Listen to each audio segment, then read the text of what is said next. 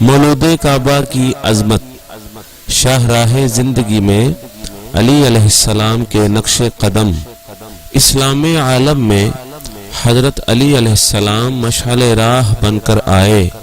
انہوں نے زندگی کے ہر شعبہ پر روشنی ڈالی اور حیات انسانی کے پیچ در پیچ راستوں کو اپنے واضح ہدایات سے اس طرح صاف کیا کہ کسی راہ گزر کے لیے راستہ بھولنا ناممکن ہو جائے۔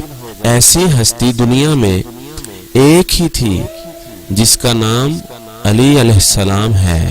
علی علیہ السلام کہنے کو مسلمان لیکن واقع میں حقیقتاً خود اسلام تھے۔ ان کا ہر طرز عمل، قول و فعل منشاء قدرت کا ترجمان اور اسلامی روحانیت کا مکمل نمونہ تھا، یا پھر ان کی اولاد طاہرین میں اس روحانیت کا جلوہ نظر آیا۔ علی علیہ السلام نے زندگی کے ہر شعبے میں اپنے حکیمانہ ہدایات سے ایک روح پھونک دی ہے اور انسانی مقصد حیات کو اپنے قول و عمل کے ذریعے سے اس طرح واضح کیا ہے کہ شک و شبہ باقی نہیں رہتا۔ علی علیہ السلام نے مختصر جملوں میں فلسفہ زندگی کے مشکل مسائل کو اس طرح حل کیا ہے کہ عقلیں حیران ہو کر اپنی شکست کا اعتراف کرتی ہیں۔ علی علیہ السلام نے مال و دولت پر قابض ہونے کے بعد محتاجوں کی زندگی بسر کی اور اپنے ہر ذاتی سرمایہ کو مساکین کی نظر کر کے ارباب ثروت و تونگی کو بے مایہ افراد قوم کی حالت کا درد آشنا ہونا سکھایا۔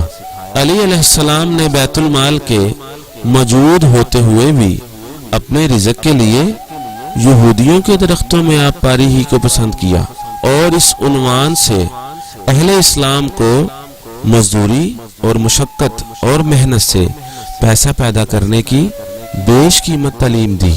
عامہ افراد قوم سے کہو کہ علی علیہ السلام کا اتباع کریں۔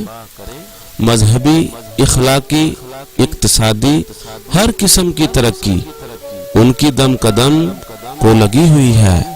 علی علیہ السلام کے علمی و عملی تعلیمات دینی و دنیوی کامیابی کے ضامن ہیں اور شاہراہ زندگی میں علی علیہ السلام کے نقش قدم ہمیشہ لو دیتے رہے ہیں۔